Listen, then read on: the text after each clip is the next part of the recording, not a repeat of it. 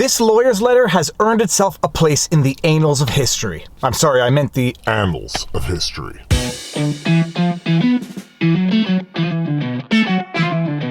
Viva Frei, Montreal litigator turned YouTuber, and this is Winnie the Westie, and Project Veritas is back in the news again, yet again for another undercover video. This one, what are you doing? This one involving Governor Phil Murphy of New Jersey, and to understand the story here, we need a little back context. For those of you who don't know, there is currently a gubernatorial race in New Jersey between Phil Murphy and, who's the other guy again? Phil Murphy, a Democrat, and Jack Ciattarelli, a Republican. The election is on November 2nd, 2021, and in the context of the election, James O'Keefe of Project Veritas does what he does, which is undercover reporting to report on the chicanery that the mainstream media is not reporting on, and the chicanery that some political candidates don't necessarily reveal to the public. And because COVID and vaccine mandates are kind of an important topic these days, James O'Keefe and Project Veritas went undercover into Phil Murphy's campaign and got some pretty damning footage of a woman named Wendy Martinez, who works on the campaign, apparently spilling the beans that Phil Murphy himself is not quite yet ready to spill. From News 12, The Bronx, Project Veritas video alleges Governor Murphy will implement vaccine mandates if re-elected. With a week to go until Election Day, the New York governor's race is being impacted by the surprise release of a hidden camera video taken by the conservative activist group Project Veritas. The video appears to show two advisors to Governor Phil Murphy admitting that Murphy will implement vaccine mandates if re-elected. Wendy Martinez, who works in Hispanic outreach, says of the mandates, quote, "He's going to do it, but he couldn't do it before the elections because independent voters are all into that shit. My rights, my shit," end quote. Neither Martinez nor the other advisor, Matthew Urquillo, a digital manager for the Democrats' statewide campaign, are particularly high-ranking, and it's not clear if they are speaking from personal knowledge or merely offering opinions. Now, this is fair criticism. These are fair points to raise. What exactly are the positions of power of the individuals caught in the video saying the things they were caught saying in the video? Another legitimate criticism is that the video seems to be edited, so you could, in theory, make the accusation or have the thought that perhaps something highly exculpatory was edited out of the video. I have been following Project Veritas for long enough to know that that is probably very unlikely, but whatever. Here's the video itself so you can decide for yourself. The independent deciders would not vote for him if he did the vandal. Because they're into all that my rights, my Once you know we have a win, it's like, all right, guns blazing, like who cares? I mean, let's do the mandates, let's do this, the X, Y.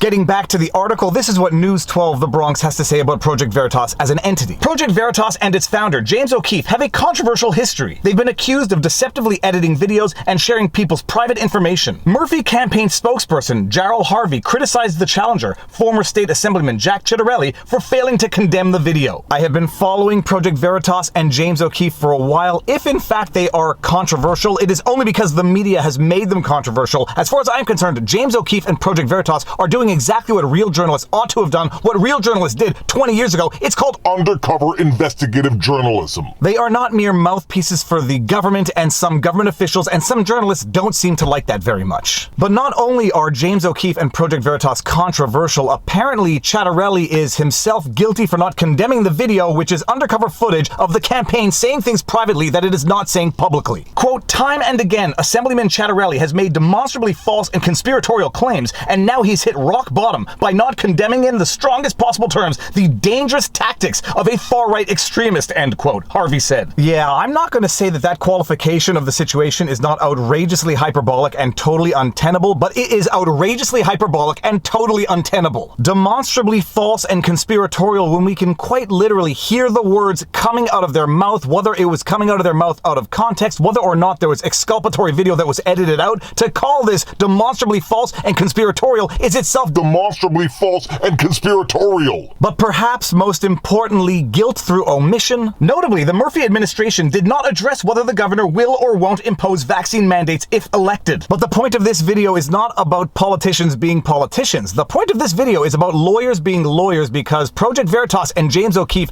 got a lawyer's letter, which they published on social media. And when I say that this lawyer's letter is over the top, this lawyer's letter is over the top. Litigation hold letter, Project Veritas. Now, as I have said time and time again, and I start every video by saying this, I am a Quebec attorney. My expertise lies only in Quebec, and in Quebec, we don't actually have such a concept as litigation hold letters, but my understanding of what a litigation hold letter is that if you think you are going to sue someone, you send them a litigation hold letter, which basically puts them on notice not to destroy, alter, or lose any evidence that might be useful in the lawsuit you intend on filing. So what we have here is the Phil Murphy campaign, through through their lawyers, putting Project Veritas and James O'Keefe on notice through this litigation hold letter not to destroy any evidence because they are thinking of potentially filing a lawsuit against James O'Keefe, Project Veritas. On what basis? We will see, but they are putting them on notice. And just let that sink in for 1 second here. They are putting James O'Keefe and Project Veritas on notice not to destroy any evidence as relates to this incident when James O'Keefe and Project Veritas exist for the purposes of discovering and preserving this very evidence. We represent New Jersey Forward 2021, a project of the New Jersey Democratic State Committee, NJDSC, and right to demand that Project Veritas Action Fund, Project Veritas, James O'Keefe, and their affiliated individual entities, collectively Project Veritas, or you, maintain all records and communications with Chattarelli for Governor Inc., the New Jersey Republican State Committee, and their affiliated individuals and entities as set forth below. It will probably become abundantly clear, even to those who are not too familiar with the law or lawyers, that this letter here is nothing more than an intimidation tactic, but wait until you hear how thick they lay it on in this second paragraph. We understand that Project Veritas, after physically intimidating and threatening 2 female NJDSC staff members in a parking garage this evening, published material designed to mislead and misinform the general public. You are well known for this type of misconduct and are frequently cited for surreptitiously accessing information that you use to misinform, manipulate, and generally assert false claims. Project Veritas's conduct and connection to other right-wing political groups is documented in a number of publications and is also a source of frequent litigation against it. Oh really, a source of frequent litigation that Project Veritas has the nasty tendency of actually winning. But it is the part about the physically intimidating and threatening 2 female employees that is really over the top, especially when you see the actual video that they're talking about when referencing physical intimidation and threats. The lawyer's letter immediately makes the rather heated accusation, it immediately pulls the gender card, and you would think, based on this description, that something absolutely terrible happened. Wait until you see the actual video and let me know what you think in the comment section below. I'm James O'Keefe with Project Veritas, and you're on hidden camera saying Phil Murphy is going to institute vaccine mandates, but will wait until after he's elected. So you're effectively saying the independents are, you're gonna have to deceive. Can I attend to my car? Somebody just hit my car.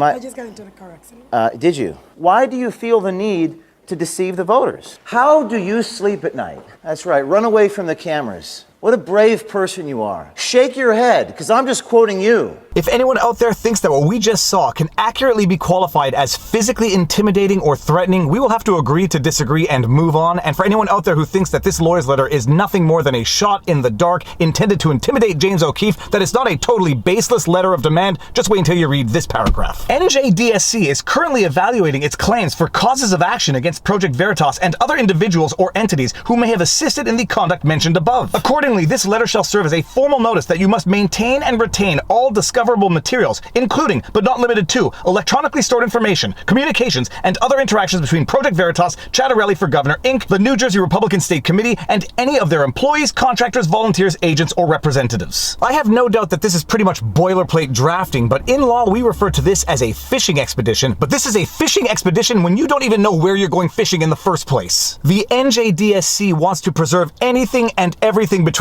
anyone and everyone, but they don't even know what claims they're going to assert. They are assessing their claims. Now, I don't want to give the impression that there are no potential claims. There are obviously potential claims if the video is in fact totally inaccurate and therefore defamatory, if illegalities were committed in obtaining the videos. So I could foresee certain claims being made, but my goodness, when you state right off the bat, we don't know what claims we're going to assert yet, but we want you to freeze everything and anything between everyone and anyone, it doesn't look all that serious. You are required to preserve all information from your computer systems, removable electronic media, and other locations, including without limitation from the following platforms in your possession or that your agents, assigns, or a third party under your control, such as a relative, employee, independent contractor, or outside vendor under contract, databases, networks, computer systems, including legacy systems, hardware and software, servers, archives, backup or disaster recovery systems, etc., etc. I think you get the idea. And for full intimidation effect, although I have no doubt this is just a boilerplate, they go on to remind James O'Keefe and Project Veritas about the penalties under the law. The laws and rules prohibiting destruction of evidence apply to electronically stored information in the same manner that they apply to other evidence. Due to its format, electronic information is easily deleted, modified, or corrupted. I'm pretty sure Hillary Clinton can confirm that. Am I right? And then the letter ends with the following boilerplate conclusion. Compliance with your preservation obligations includes forwarding a copy of this letter to all individuals or organizations that are responsible for any of the items referred to in this letter. If this correspondence is in any respect unclear, please contact me immediately. Please be guided accordingly. Yours very truly, Genova Burns, LLC. Now, I am no doctor, but I'm about 99.99% certain that James O'Keefe and Project Veritas would not have deleted any of this information in any case. They would go out of their way to preserve it. But what you have here is Phil Murphy getting somewhat embarrassed by what his staff are saying on undercover cameras. So what do? They lawyer up and send a menacing letter to James O'Keefe and Project Veritas. Whether or not they actually thought this would make the situation better is only in their minds, but one thing I can tell you, with the power of the Streisand effect and the internet, this is only going to make matters worse, and this is only going to make all of the incident more public. To be continued, but my prediction is that there will be no continuation to this because this is going nowhere. The NJDSC is not going to sue. They thought they were going to achieve something with this letter of demand. It's going to achieve nothing, and if anything, it's going to have the opposite of the desired effect. Although I have been wrong in the past and I will be wrong again in the future, that is my prediction, but at the very least, it was a good excuse to break down a uselessly threatening and ultimately toothless letter from a lawyer. With that said, if you like my videos and you like my content, please be sure to like, share, subscribe, hit the notification bell, and drop a comment in the comment section below because it feeds the algorithm. I'm a lawyer.